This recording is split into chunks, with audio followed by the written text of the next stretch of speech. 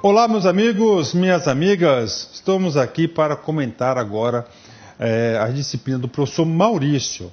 Lembrando que o professor Maurício, ele ministrou aqui o módulo de Geografia, o módulo de Conhecimentos Básicos e o módulo de Conhecimentos Específicos. Mais da metade da prova, né, professor? 40 questões na realidade. De 60? De 60, 40 questões nós trabalhamos. E por incrível que pareça, professor, os nossos alunos, né, você que acompanhou aí as nossas aulas, com certeza você saiu com sucesso absoluto nessa prova.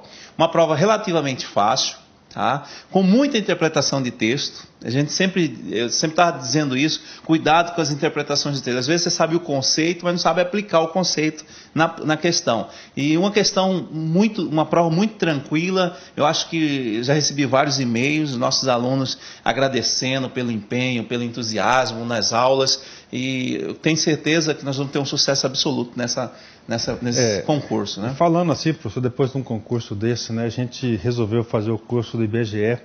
Nós não tínhamos gravado Geografia, não tínhamos gravado nem conhecimentos gerais, nem conhecimentos específicos, né, professor? E foi uma correria, né? Uma corrida. E gravam na terça, na quarta, na quinta, o horário aqui. Os alunos cobrando. E a gente fazendo. Mas o que vale é o esforço, né, professor? Graças a Deus, né, o nosso objetivo, o nosso papel é encaminhar. Né? Você encaminha o conhecimento, a instrução, o aluno absorve isso e lá na frente ele é cobrado e aí ele coloca em prática aquilo que ele aprendeu.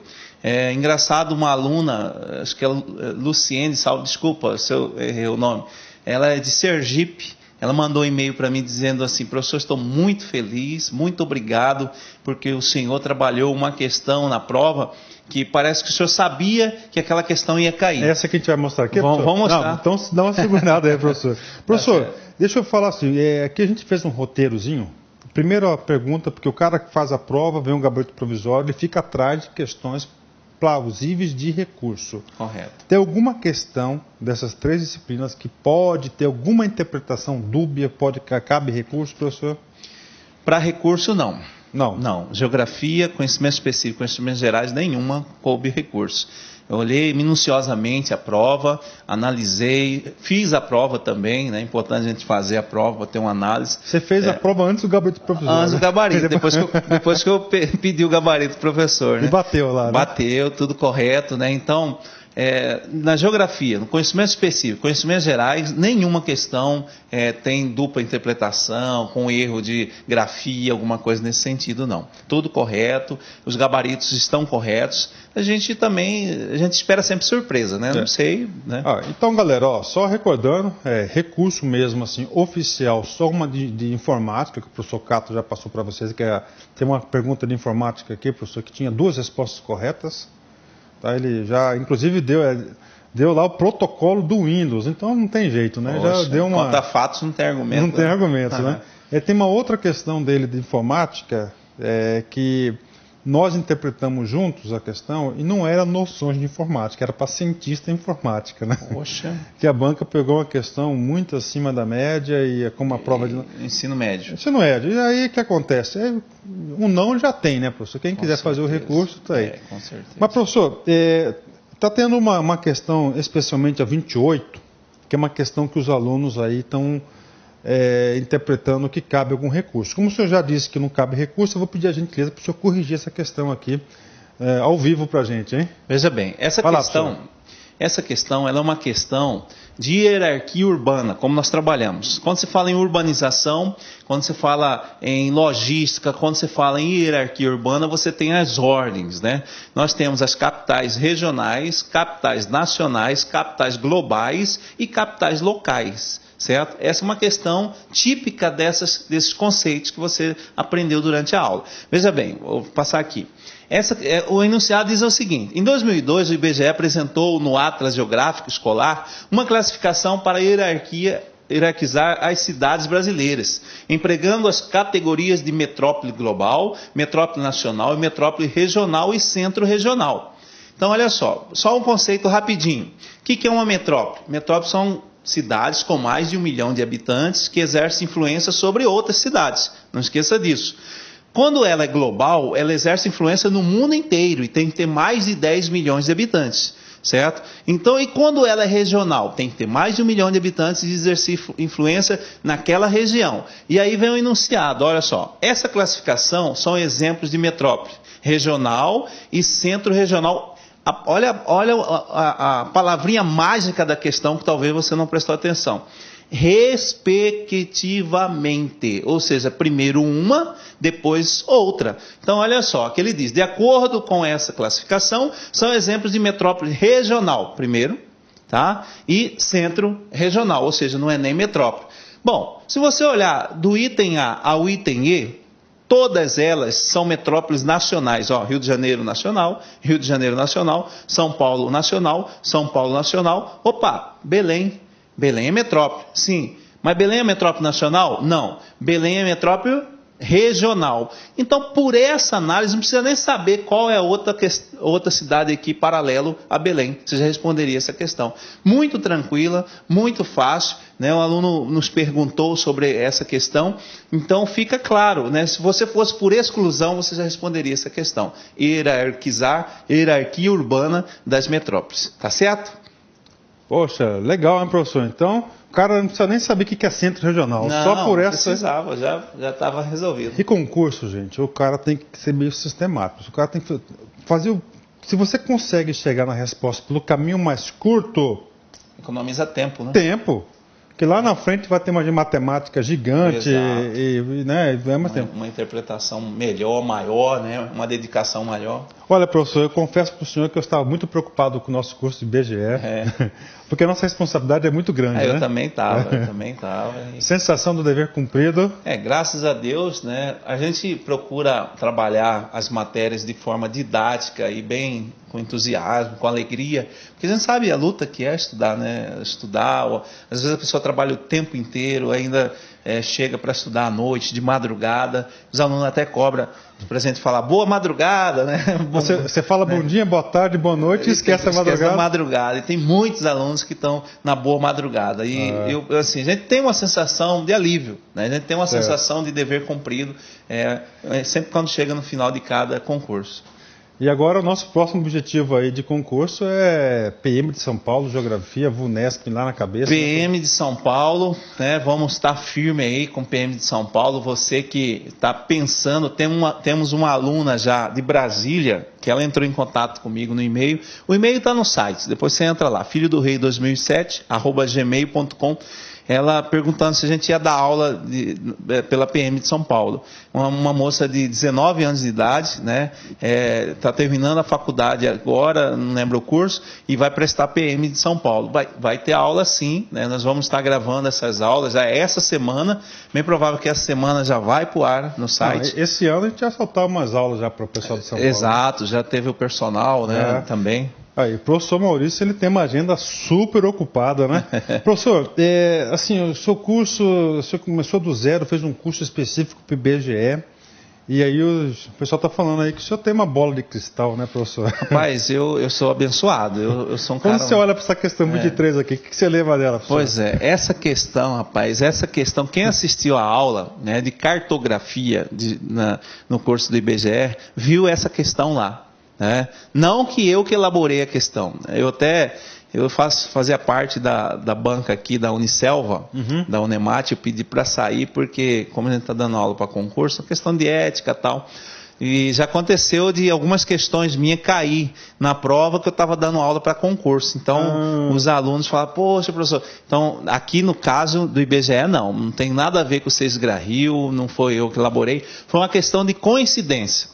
Uma questão como essa eu trabalhei, eu só substituí, né, o enunciado e coloquei os mesmos itens, e expliquei para o aluno o seguinte, para você fazer uma questão como essa, eu falei para ele, você não precisa saber nem matemática, professor, a regra é clara, né, como diz Arnaldo César Coelho, né, a regra é clara, aqui ele está dizendo, ó, no mapa de escala cartográfica, olha só, de 1 para 500 mil, a distância, centímetros no caso, a distância em linha reta entre duas cidades é de 20 centímetros. Aí ele fala, ó, no terreno real, a distância entre as cidades medidas em quilômetros ou seja, aqui é uma representação da distância, eu coloquei duas cidades A para a cidade B. Aqui ele coloca duas distâncias, não tem problema. Como que a gente faz essa questão? É muito simples, não precisa fazer nada. Lembra da regrinha de cortar os 5 zeros? Você vem aqui, professor, ó, corta. Posso usar o caneta aqui? Corta aí, professor. Ó, olha como é fácil. 1, 2, 3, 4, 5. Sobrou qual número aí? 5. Não sobrou 5? Muito bem. Qual é a distância aqui em centímetro da cidade? No mapa, 20, não é? Então você vai multiplicar 20 vezes 5, olha só. 2 vezes 5 dá o quê? 10. 100, né? 20 vezes 5, 100. Resposta correta, letra A. Olha aqui. Precisa fazer algum cálculo numa questão como essa? Os alunos, eles ficaram encantados porque é uma regra, gente. São macetes que não precisa sofrer, como o professor disse, você não precisa sofrer, você não precisa passar por desespero. Se pega uma questão como essa, se fosse inverso, proporcionalmente, mesma coisa, a gente estaria fazendo uma questão como essa. Então, muito fácil, né? Parece que eu que elaborei a questão, mas não foi, tá? Fica claro aí que foi uma questão de Deus nos abençoar aí para dar tudo certo. Deixa eu dar uma olhada no tempo, quero ver como é que está o tempo aqui, nosso aqui, professor. Isso, estamos um minutinho. Professor, tem uma questão aqui que queria comentar também. Correto. Uma questão aqui que pode gerar alguma discordância, que é aquela questão que fala da Semana da Arte Moderna de 1922, né? Isso. Uma questão de conhecimentos gerais. Conhecimentos gerais, né? Isso. Essa questão aqui, professor, a gente conversando... Questão número 43, né? Da prova 1, isso, viu? Da prova 1. É isso. Além de geografia, ela exige também um conhecimento de história. É isso? É uma questão, né, de conhecimento de mundo, na realidade. Né? Conhecimento de mundo. Quando se fala Semana da Arte Moderna, tem muita gente que não domina esse assunto. Nem precisa dominar. Mas a gente tem que entender o que aconteceu, os fatos que aconteceram naquele contexto e tal. E o enunciado, ele traz para nós muito interessante. Ele fala do movimento modernista a partir desse período, certo? Então, se nós não tivéssemos um domínio de história, um pouquinho de história do Brasil, seria mais dificultoso responder uma questão como essa. Quase não tem muita questão de geografia, mas a questão social, porque o item, ela fala assim, ó, o item correto, rompimento radical com as estruturas estéticas do passado. Quase não tem nada a ver com o enunciado e com a charge que está aqui, certo? Mas esse é o conceito da Semana Moderna de 1922. Esse é o trabalho dela. Esse é o trabalho dela. Foi fazer né? essa romper, né? A partir de agora, um divisor de águas. Somos diferentes. Temos conceitos diferentes. Então, uma questão muito inteligente, né? Eu lembrei muito do Enem, essa questão aqui, parecendo prova do Enem, muito inteligente mesmo, certo? E precisava um pouquinho do contexto histórico. Legal. Professor, o protocolo de Kyoto caiu? Caiu uma questão do protocolo de Kyoto, né?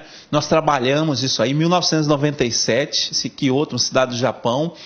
Depois de 2002, você que assistiu a aula, você deve estar lembrado, nós falamos aqui da Rio Eco 92, né? Rio 92. Aí, 5 anos depois, eu falei que eles se reuniram numa cidade chamada Kyoto para quê? Para tabelar a emissão de gases na atmosfera. Esse gás que causa o efeito estufa, né? O aquecimento global, aquela coisa toda. E o examinador foi buscar isso. Pois e foi buscar isso lá. Não é algo tão atual, mas dentro de um contexto que eu falei para os alunos, falei assim, ó, não esqueça de dar uma olhada também no crédito de carbono. Porque a partir do protocolo de Kyoto que surgiu a ideia do crédito de carbono, ou seja, aqueles países que não emitem a quantidade a qual eles tinham direito, eles estão vendendo crédito. Então, o examinador, ele copiou essa ideia, buscou e trouxe para a questão. Uma questão muito interessante também, mas fácil de ser resolvida, né? Poxa, legal, professor. Parabéns. Olha, foi um orgulho, é um orgulho muito grande tê-lo conosco aqui. Obrigado. A gente estamos aprendendo, né? Estamos aprendendo, a vida é assim mesmo, cheio de aprendizado, cheio de desafios. Próximo desafio agora, PM de São Paulo, né? Estamos juntos aí. Vai ser o do Rio, professor. PM do Rio também. VUNESP, né? Dê uma olhadinha já nas questões da VUNESP, já vai treinando, veja como é a tendência do vestibular da VUNESP, né? Das questões do concurso da VUNESP. Aquele abraço, fique na paz aí, até um próximo encontro. Vou convidar o senhor aqui para o senhor ler a mensagem de encerramento. Eu vou ler aqui a imagem aqui, né? E depois o professor... Aqui é uma âncora, né? Âncora é o quê? É um lugar, o seu porto seguro, onde você quer atracar, não é isso? E você tem que o quê? Tem que mudar, você tem que sonhar, e às vezes você tem que levantar essa âncora, e nós temos a simbologia aqui de uma pequena borboleta, uma linda borboleta, amarrada à âncora e tentando voar. Isso aqui é o sinal do sonho, né? Verdade, muito bem elaborado. Não basta querer, você também precisa lutar. Os sonhos, né, eles só tornam realidade se você tentar, né? Então é importante essa tentativa, certo? Nunca desista dos seus sonhos, sempre existe uma luz no fundo do túnel. Deus abençoe você, a sua vida. Estamos juntos aqui, LAC Concurso. 4 anos já. 4 anos, aí, 4 anos, né? Realizando os sonhos aí. E o professor aqui agregou muito valor no LAC, a entrada com música, né? Aquele jeito, né? Aquele jeito. Pessoal, valeu, hein? Clique lá.